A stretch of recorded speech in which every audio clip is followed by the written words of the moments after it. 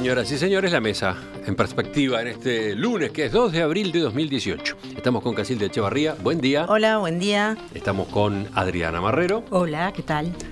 Oenir Sartú. Buen día. Y Pablo Carrasco. Buenos días. Veamos.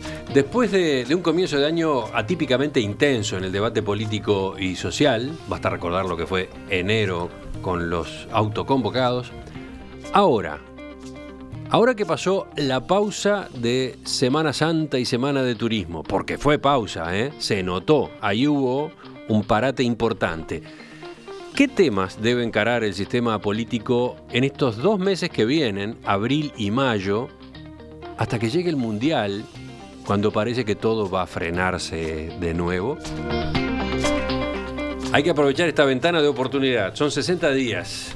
¿Dónde colocan el foco ustedes? ¿Qué dicen? ¿Quién empieza? Pablo, bueno, vamos contigo. Porque bueno, veo que trajiste unos apuntes ahí. Siempre yo hago. Y me dejaste intrigado. Así que rompemos el orden, van primero. Me parece que a mí lo primero que me vino a la cabeza es la duda de que esa agenda será, digamos, las primeras dos grandes posibilidades es que haya una agenda preelectoral mirando el 2019 o haya una agenda de problemas de Uruguay que no le faltan, que los tiene e importantes. Yo veo a un gobierno complicado con su imagen, donde ha tratado de dar buenas noticias permanentemente, desde cuando nos gastamos la plata del petróleo y después firmamos un TLC con China prácticamente en el avión, y UPM, que es un acuerdo pero no está la planta clara. Es decir, es un gobierno que le ha ido muy mal en cuanto a su capacidad de dar buenas noticias, y por eso me parece a mí que lamentablemente la agenda va a ser una agenda preelectoral. ¿Y qué es una agenda preelectoral y qué es una agenda de país? Por lo menos en esta primera intervención, lo preelectoral creo que es un tema de casi propaganda, ¿no? Y allí vamos a tener la interferencia, primero, de una rendición de cuentas que yo no sé por qué, en vez de pagar la contada del primer año, la estamos pagando en cuotas desde el primer día hasta el último del gobierno, lo cual es un tema siempre inmovilizante, tenga un buen resultado o tenga un mal resultado. Mi recuerdo de la rendición de cuentas, los presupuestos, siempre han sido peor que el Mundial y peor que Semana Santa en cuanto a sacarnos de trabajo y de tema. Entonces, la rendición de cuentas lamentablemente está ahí. Yo no me acuerdo la fecha, capaz de Bonilla sabe, creo que junio, julio se terminan los plazos para presentar. Y después el Consejo de Salarios, que también va a ser otra manera de un poco levantar el ánimo de tanta gente que va a estar implicada en este monto récord. ¿Levantar el ánimo en qué sentido? Movilizaciones, etcétera. Seguro, tener a la gente con motivos de juntarse, ¿no? Lo que yo sí sé que me parece que a mí qué cosas no van a estar en la agenda, qué cosas se terminaron. Bueno, yo creo que la parte de educación se terminó, es el cambio del ADN, no va a estar en la agenda. Yo nunca vi un ministro de educación tan desaparecido. Los minutos que tiene de televisión deben ser los mínimos de la historia de los ministros de educación. La política exterior creo que es una batalla que se perdió, ya está, no se va a, lo de Chile no se va a firmar, no se va a firmar lo de Chile, es decir, esa batalla me parece que quedó el canciller como un gran, gigantesco adorno del gobierno, y la política de seguridad, que es mucho más compleja, tampoco tendrá señales de cambio, porque yo creo que más que señales no se pueden dar. Eso sería, para mí, pero se va a discutir, parece bastante claro que seguridad pública va a estar en el debate, ¿no? Sin avance, ¿no? Pero se va a discutir. Esa sería mi versión propagandística de la Agenda 2019. Casilda, que estabas también pronta para alargar. Yo me temo, como Pablo, que los temas importantes ya van a quedar fuera de agenda, que son justamente seguridad y educación fundamentalmente. Está todo el tema de la salud y el financiamiento y la seguridad social, que son temas que en algún momento van a explotar, pero bueno, no se notan todavía tanto. Y creo que esos van a quedar fuera de agenda, lamentablemente. Lo que sí espero es que no comencemos con demagogias, justamente para dar buenas noticias y simplemente para llenar el ojo de la población. En este sentido me refiero a noticias de estos días respecto de lo que es el tema de los arrendamientos. Ya empiezan otra vez los vientos sobre regular los arrendamientos, hacer expropiaciones de bienes inmuebles no utilizados, arreglar las cuentas de los deudores del banco hipotecario, en fin, todas esas cosas son muy delicadas, frenan la construcción, en definitiva, en el mediano plazo hacen que haya menos núcleos habitacionales para ofrecer y por lo tanto suban los alquileres y suban los precios de los inmuebles. Entonces, cuidado con las demagogias. El otro punto que quiero resaltar es el del Consejo de Salarios. Todos vemos que en los últimos tiempos se está aumentando el PBI y no aumenta el empleo. ¿Por qué? Porque los consejos de salarios están evolucionando más allá de las posibilidades de las empresas y por lo tanto no generan posibilidades de nuevos puestos de trabajo. Entonces hay que tener cuidado con las demagogias en este último tiempo en que ya no dan tiempo para arreglar las cosas importantes que se deben de arreglar. ¿Quién sigue? Adriana. Sí. Bueno, yo entendí la consigna distinto, así que bueno... ¿Cómo la entendiste? La entendí del tipo, no qué es lo que creo probable, sino qué es lo que quisiera que hiciera el gobierno en estos 2 meses, o 3, porque podemos agregar el mes del Mundial, que bueno, ahí tras bambalinas... Y Uruguay puede ser eliminado rápido también. Terminamos con el problema. ¿Qué necesidad? ¿Qué necesidad? No, porque yo creo que también hay un poco también de jugarse a eso, ¿no? Al optimismo de, bueno, de los resultados que nos puede dar. Ahí está este equipo, Cavani que anda bien, Luis Suárez, que le ha dado nombre a mi gato. Y bueno... Luis Suárez le ha dado el nombre a tu gato, un dato muy importante. Bueno, no, pero la pregunta era ¿qué debe? Yo la planteé en esos términos, bueno, entonces, ¿no? ¿qué debe? ¿Qué temas debe encarar el sistema político en estos 2 meses que faltan hasta el Mundial? Debe. Entonces, creo que lo que debe es... primero, no nos puede sacar el eslogan renuncia a Bonomi, ¿verdad? Porque eso ya está, es parte, digamos, de la idiosincrasia nacional. Nos sacan eso y quedamos sin nada. Pero sí le cambiaría rápidamente los asesores a Bonomi.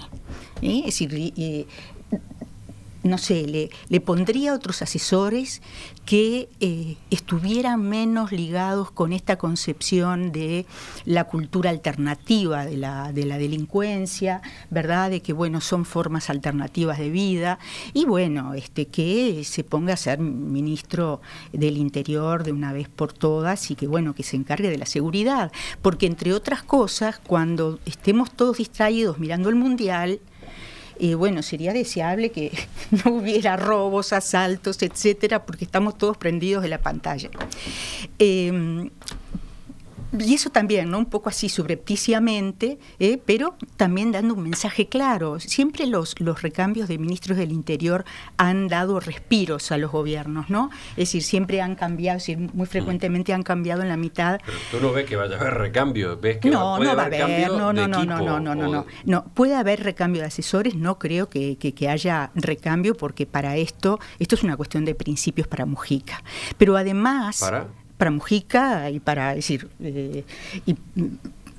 no van a cambiar a Bonomi. Bonomi no se va a ir de ahí. Pero además, creo que si trabajamos en educación, pienso que se podría hacer en estos meses, si hubiera acuerdo y buena voluntad, algo que tiene que ver mucho con cambiar el ADN, que es trabajar, por decirlo así, con las células madre, ¿no? Es decir, cambiando la formación docente, que bueno, que hay un proyecto de ley de educación que creo que es bastante defectuoso, pero bueno, podríamos generar un proyecto que impacte verdaderamente en la calidad de la educación a todos los niveles. Es decir, si cambiamos la formación docente, estamos cambiando el nivel de la educación en primaria, en secundaria, en inicial, en educación técnica y, por supuesto, el nivel universitario, ¿verdad? Ajá. ¿Te parece que hay margen en estos 2 meses para que ese proyecto avance? No. Wenir. Bueno, yo un poco estoy en rebeldía con el planteo del asunto. Bueno, dale. No, en el sentido de que no me parece que 2 meses, que uno pueda pensar ningún tema serio en 2 meses, digamos, ¿no? Con esto está planteado con esa picardía. No, ya sé, yo sé que es una picardía pero algo de sustento tiene, ¿no? Efectivamente, habría que aprovechar estos 2 meses. Claro. O sea, la lógica de, bueno, va a venir el mundial, no vamos a poder hacer más nada, nos compromete seriamente en el enfoque, ¿no? De todas maneras, yo tengo la sensación de que hablar de cosas puntuales, es decir, yo comparto todo lo que han dicho, es decir, el tema de educación, tema seguridad, temas, y agregaría otros. Me parece que hablar de temas puntuales de alguna manera no nos permite ver alguna cosa de fondo que hay. Es decir, yo creo que acá la gran falta que hay en este y en otros países del mundo es de la posibilidad de autodeterminación.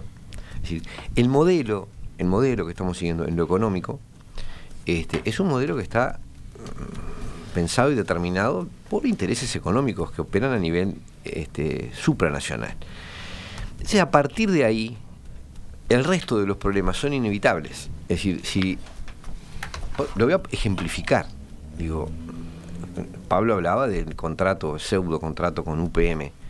Bueno, eso es atarse de manos, condiciona las inversiones, condiciona la enseñanza, condiciona el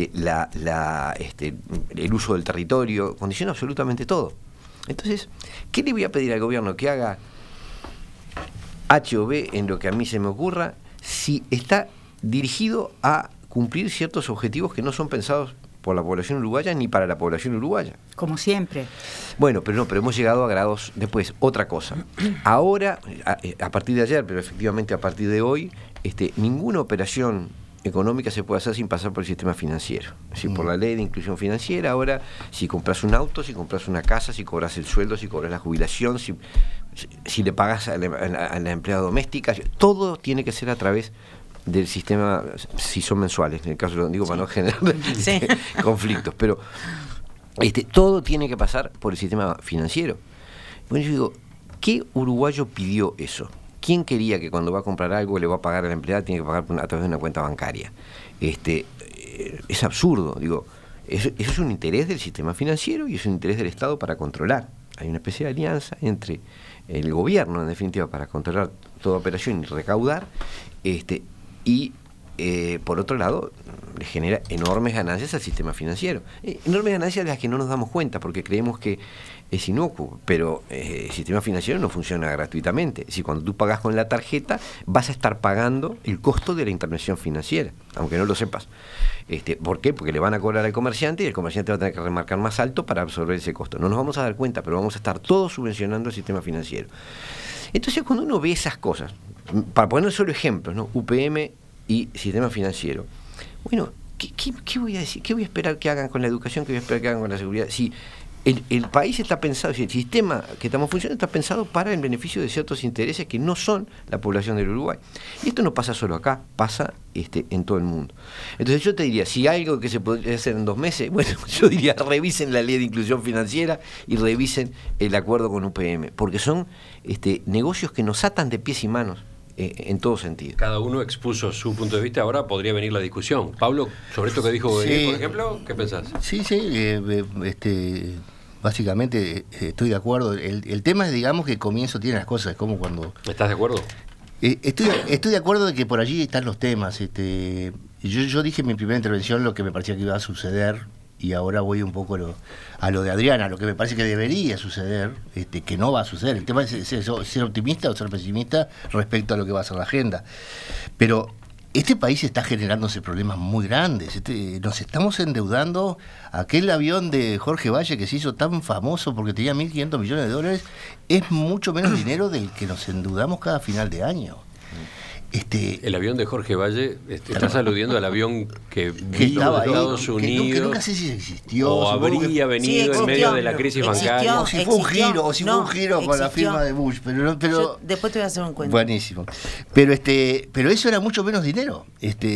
Hoy estamos gastando de más en una proporción que nos lleva a problemas serios. Nos estamos desempleando, la gente se suicida como en el 2004, el crecimiento está completamente parado, no hay perspectivas de crecimiento, no hay inversión.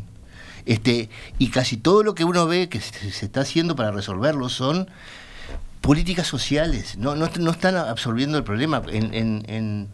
A los autoconvocados, cuando le dan a ese 80% que maneja el 10% del área, le dan cosas, están haciendo un MIDES agropecuario, están haciendo políticas sociales, pero no están los que van a sacar nuevamente al país de lo grande, son los productores más grandes, a los cuales hay una especie de satisfacción de perjudicarlos. Entonces, eso sí, en eso sí, no solamente me parece que el gobierno tiene que poner en la agenda toda esa problemática, sino que yo cuando escucho a la oposición que tiene que reunirse, ¿para qué? Para la salud, que va a ser 2 minutos, para la educación, que son 3 minutos, porque ni siquiera hoy los problemas son de dinero, los problemas son de pésima calidad de gasto, así que por lo menos sin plata podrías tener un par de años avanzando, pero a velocidad enorme. Así que toda esa parte, la oposición se le puede poner de acuerdo en 10 minutos. Yo quiero saber qué vamos a hacer con el tamaño del Estado, en las que duelen, las cosas que cuestan políticamente, ¿verdad?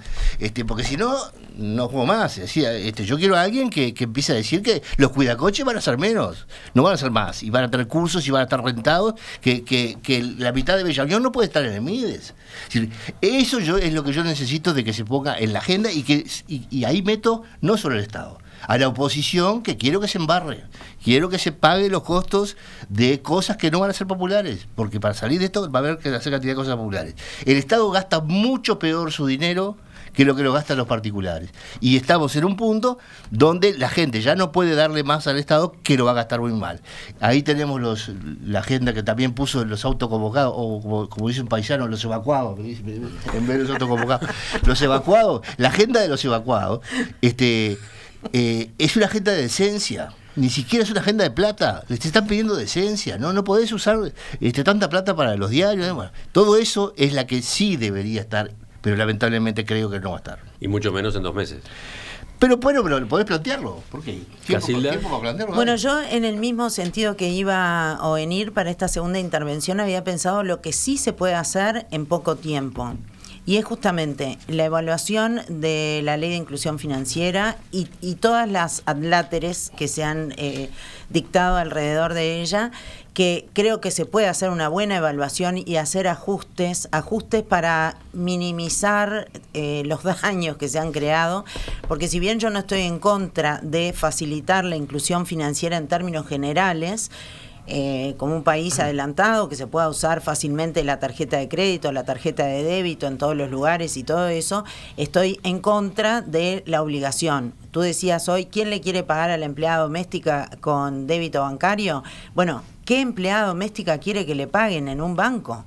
Porque en el almacén del barrio y todo lo demás a ella le complica. Pero bueno, hoy estás obligado y lo vamos a hacer todos.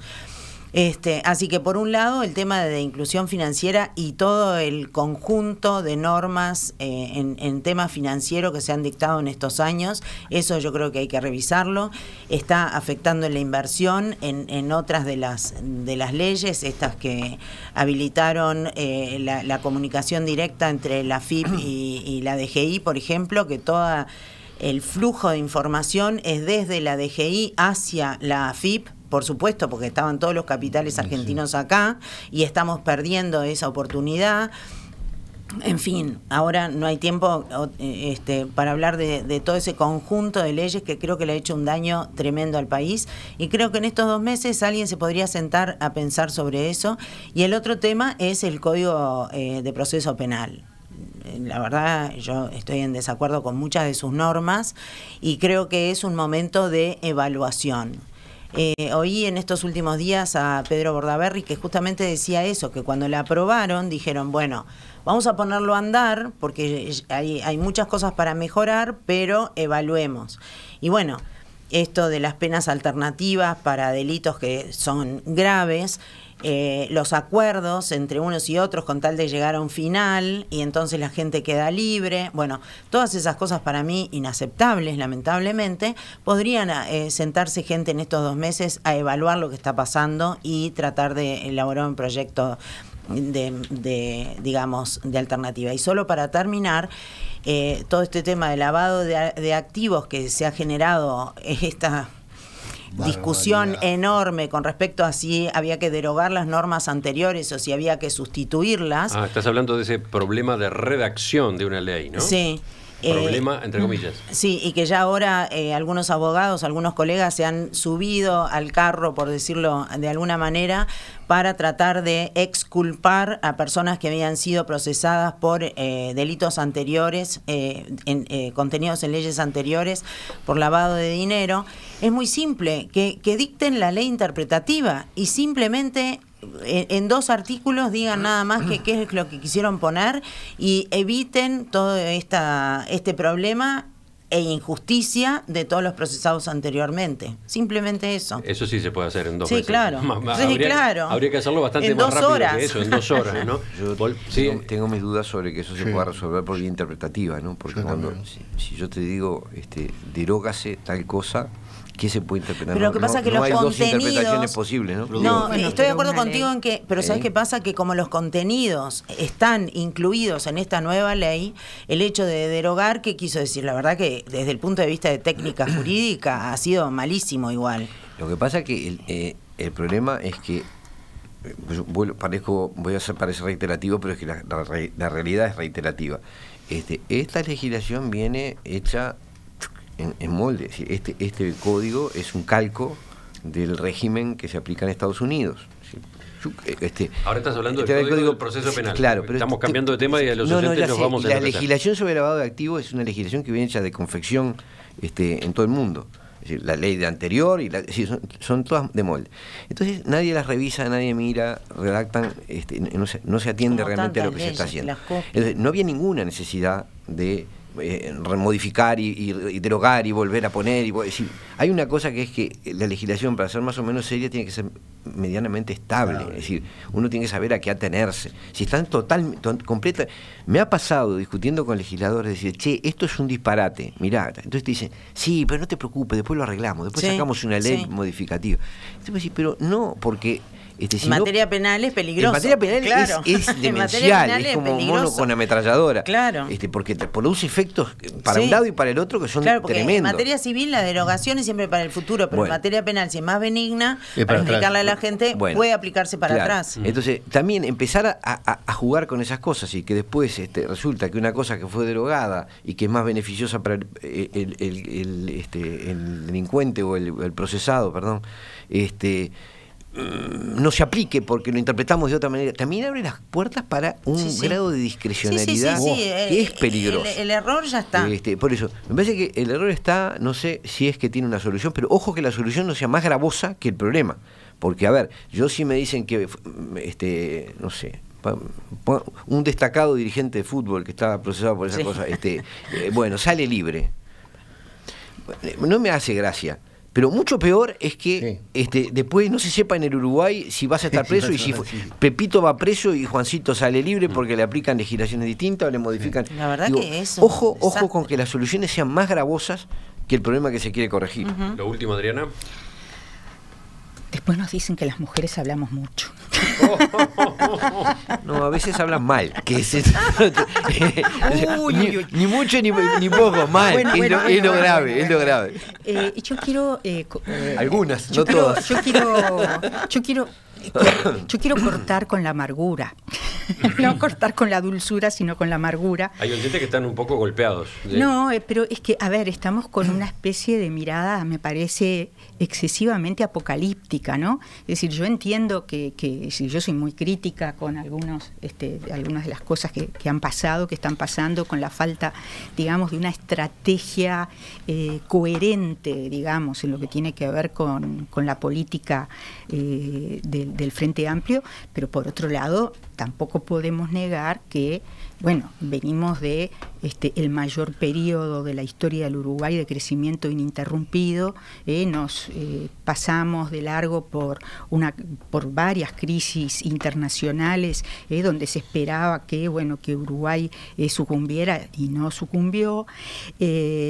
Y bueno, es decir, como que por otro lado, tampoco vamos a descubrir la pólvora, ¿no? Es decir, Uruguay es un país de 3,5 millones de habitantes, es un país chiquito, es un país que prácticamente no cuenta, y por supuesto siempre estuvimos como una cascarita de nuez en medio de océanos tormentosos y de tormentas generados por otra gente. A veces nos ha ido bien con eso, como cuando, por ejemplo, en las guerras mundiales éramos proveedores de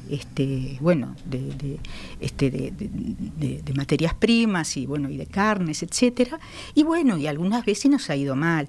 Lo mismo ha pasado con la legislación, ¿verdad? Es decir, nuestro código fue napoleónico, nuestra constitución fue copiada de otras constituciones, la de 1830 en particular, y de ahí para adelante. Es decir, creo que no tenemos que descubrir la pólvora o el agujero del mate. Es decir, siempre hemos estado sometidos a poderes que no podemos manejar. La cuestión es cómo navegamos en esas aguas, porque a las mismas influencias están sometidos todos los países, voy a hablar, por ejemplo, de Latinoamérica, y los países, sin embargo, tienen resultados diferentes a los nuestros, ¿no? Por ejemplo, si bien hablé de la economía, pero para citar un caso, porque vengo de ahí recientemente, en Ecuador tenemos una tasa de egreso de secundaria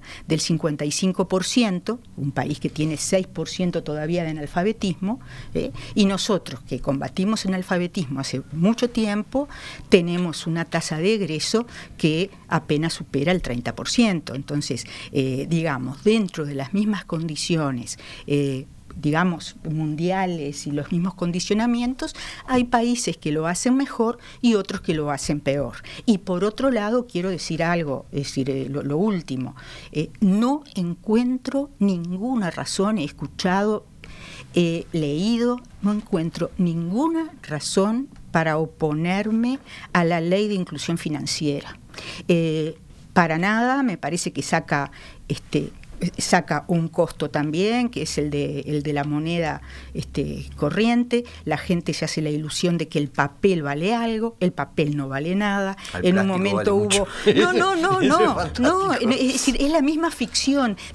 Después que se abandonó... Es la misma ficción, es lo mismo que decir, cuando se abandonó el patrón oro y se pasó al papel moneda, y cuando decidimos que el oro y no la sal o no las vacas eran la medida de la riqueza.